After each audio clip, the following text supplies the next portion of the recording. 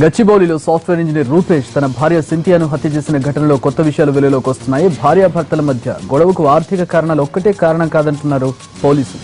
సింథియాకు ఇటీవలే ఫేస్బుక్ లో ఫ్రాన్స్ కు చెందిన ఓ వ్యక్తితో పరిచయమైంది. అతన్ని పెళ్లి చేసుకోవాలని భావించింది. దీంతో భార్యాభర్తల మధ్య గొడవలు జరిగాయి. కూతుర్ని కూడా తనతో తీసుకువెళ్తానని ఆమె పట్టుబట్టింది. అయితే అందుకు రూపేష్ నిరాకరించాడు.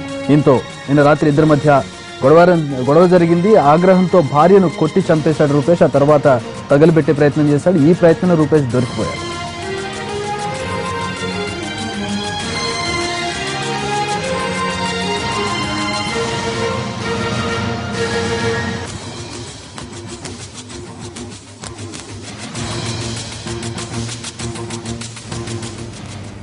మనసుండే ఒక మనిషి అతి క్రూరంగా ఎలా హత్య చేశాడు? అది ఎంతగానో ప్రేమించి పెళ్లి చేసుకున్న భార్యను అతి కిరాతకంగా ఎలా అంతం చేయగలిగాడు? ఇద్దరి జ్ఞాపకాలకు గుర్తుగా ముద్దులోలికే కన్న కూతురు ఇంట్లో ఉండగా ఇంత దారుణానికి ఎలా పూనుకున్నాడు? శంషాబాద్ హత్య కేసులో కొత్త విషయాలు ఒక్కొక్కటిగా బయటకు వస్తున్నాయి. రంగారెడ్డి జిల్లా శంషాబాద్ మండలం మదనపల్లి సమీపంలో రాత్రిపూట నిర్మానుష ప్రాంతంలో దారుణం జరిగింది. ఫోర్డ్ కారులో వచ్చిన ఓ వ్యాపారి 8 ఏళ్ల కూతురును కిందకు దించి అలా ముందుకు వెళ్లాడు. నిర్మానుష ప్రాంతంలో కారులోంచి ఓ మూటను పడేసి తనతో పాటు తెచ్చుకున్న పెట్రోల్ పోసి ఆ మూటను తగులబెట్టాడు. కూతురుకు ముందు చెప్పినట్టే చెత్త తగులబెట్టేశానని చెప్పి అక్కడి నుంచి ఇంటికి పయనమయ్యాడు. అయితే వచ్చిన రూట్లో కాకుండా మరో దారిలో వెళ్లాలనుకున్నాడు.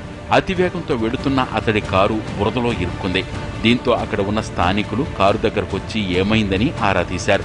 అతడి మొహంపై చెమటలు పట్టాయి. కంగారులో చెబుతున్న సమాధానాలకు పొంతన కుదరటం లేదు. మరోవైపు కొద్ది దూరంలో ఎగసిపడుతున్న మంటలు కనిపించాయి.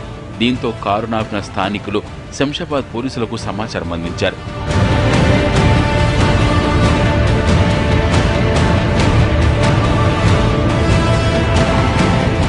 సంఘటనా స్థలానికి వచ్చిన పోలీసులు షాక్ అయ్యారు. ఆ మంటల్లో మనిషి అవయవాలు తగులబడటం చూసి విస్తుపోయారు. ఏం జరిగిందని ఆరా తీస్తే ఆ మానవ మృగం అసలు రూపం కాస్త బయటపడింది.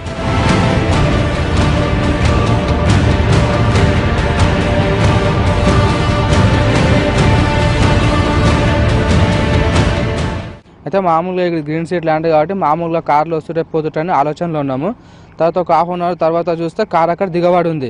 అప్పటికి కొంచెం మంట కనిపించగానే కొంచెం మేము హుషారైనాము. అంటే మాకు తెలిసింది అక్కడ ఏదో మంట మంతుంది, ఇక్కడ బండి దిగబడ్డది, ఇది చూడడానికి ½ అన్ అవర్ అవుతుంది, ఏదో సంథింగ్ రాంగ్ ఉందన్న అని. సరే అంతలోనే మేమేం చేసినాము, అక్కడ డెడ్ బాడీని చూసి ఇమీడియట్లీ భాస్కర్ ఎస్ఐకి సార్ కాల్ చేసినాము. సార్ వాళ్ళకి అతను అప్పగించినాము. అతన్ని అడిగితే నాకు ఏం తెలియదని సమాధానం ఇచ్చిండు.